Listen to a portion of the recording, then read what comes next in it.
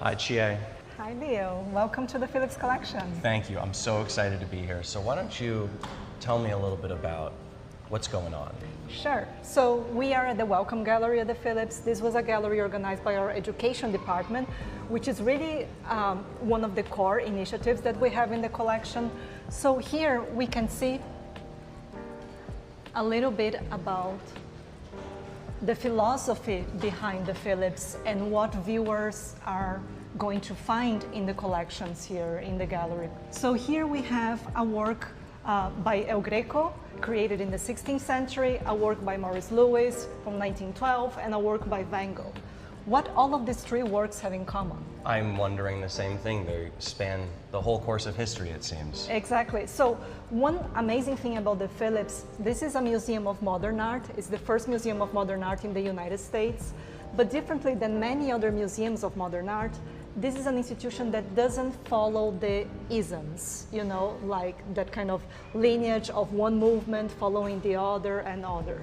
Duncan Phillips, the founder of the museum, he wanted to organize a collection and display works from all different parts of the world and all different time frames. So you may think what a Van Gogh has to do with El Greco. You know, maybe the greens and the whites and the yellows, and that's why they are put together like this. Yeah. For an art historian and a curator, this is really liberating to organize artworks like this, because we are not necessarily tied to a very strict lineage of art movements and artists. And also, Chie, you are the curator for global contemporary art here, and you're going to show us some areas where the museum is going to be expanding into sort of new directions, as well as some of the classics that Duncan Phillips has. Absolutely. One of my first assignments here in the museum was to work on the collection rotation. This means that we are bringing artworks that are not on display and we are rotating them in our collection galleries. I'm going to show you one gallery that I just organized. Amazing. Let's do it.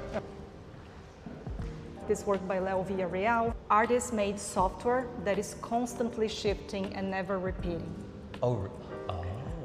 First I thought it was a Turrell, but it's way more interesting. It's amazing, it's right? It's amazing. Yeah. And you know, I think one thing that I love about the Phillips is that you have all these works from all over the world, from all these different time periods, that are all like world-class quality, but in a manageable space that you can see in an hour or two. Like, there's no one lacking work at the Phillips. I love what you said about the domestic, about the scale of the museum and this kind of domestic vibe, because this used to be a mansion of the family, of the Phillips family, that he converted into a museum in 1921. Do you want to go to the Rothko room? So we're about to go to the Rothko room. This might be my favorite art room in the entire world. I can't tell you how many times I've come here. I absolutely love it, and I tell everybody that they need to come.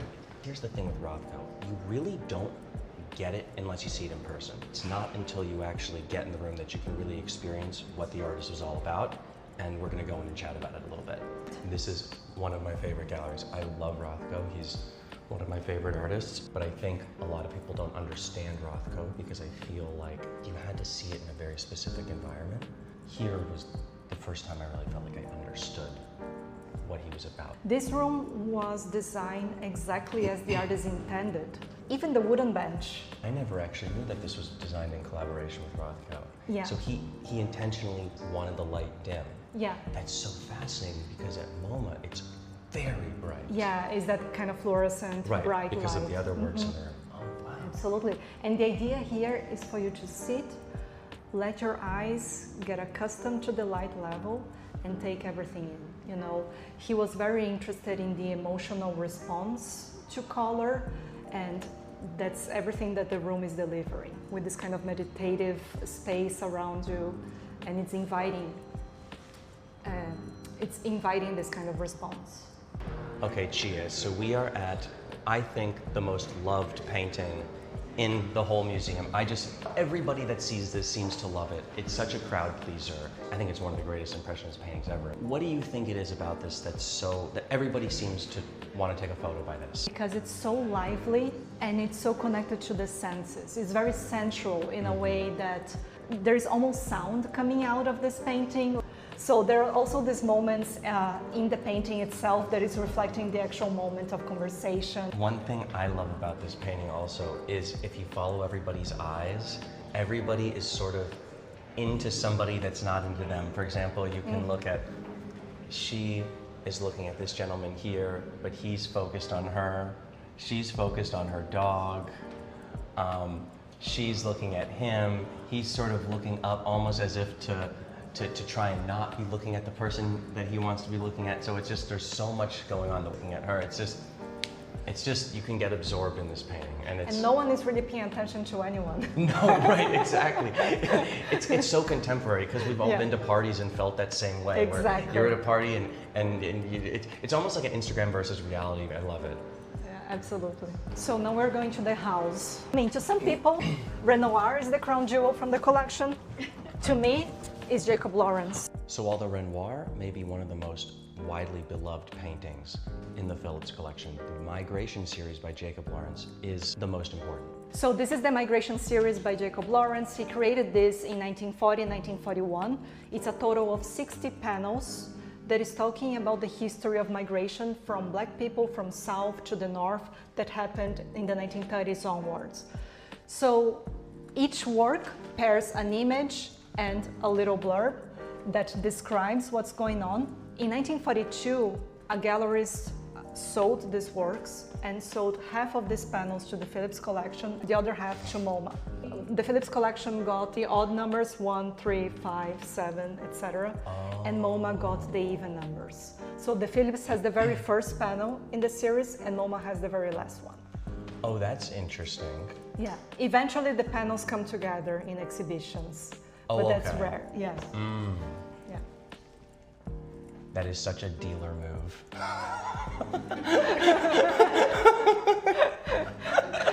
I'm dying. I'm dying. I know what? I respect it. I respect it.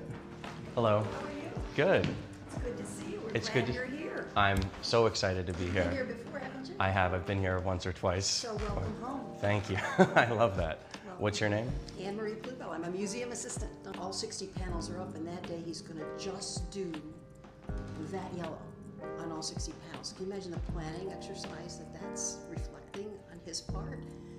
Knowing exactly where on each of those 60 panels that yellow is going to be. Oh, so he That's didn't. it for the day.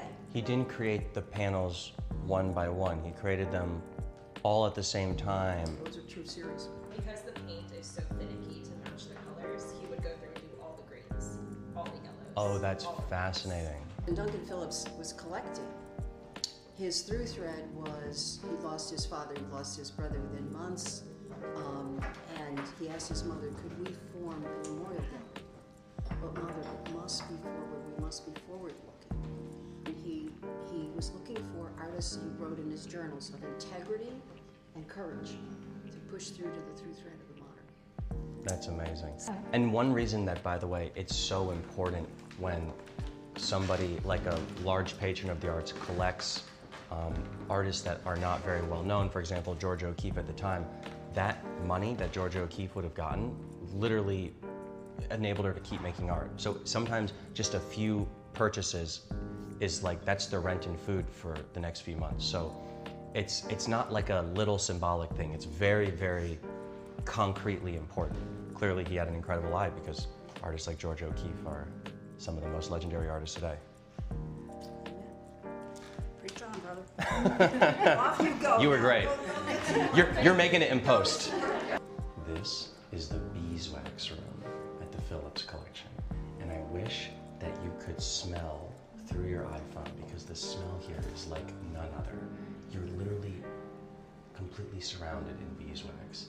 And even the sound here it's got a resonance that is really hard to explain. I have no idea how my mic here is gonna pick it up. But this is Wolfgang Laib, and it's a permanent installation here, and it's meant to be meditative. And again, this is one of these things that it doesn't quite show on the phone, but if you make it to this room, you will completely understand why it's so powerful. And as tempting as it is to touch the walls, you can't. But I have good news. They do have a big panel of beeswax out here, which you can touch. Chie, thank you so much. So what exhibitions do we have coming up? Anything exciting in the works? I'm working on 3 shows. A small show of Peter Campus, a show that invites artists from all over the DMV and Baltimore area to apply. And then a third show, which I cannot share right now. You can't tell me anything about it? Well, I respect an NDA. Well, Chie, thank you so much again, and I can't wait to be back. Thank you so much for visiting.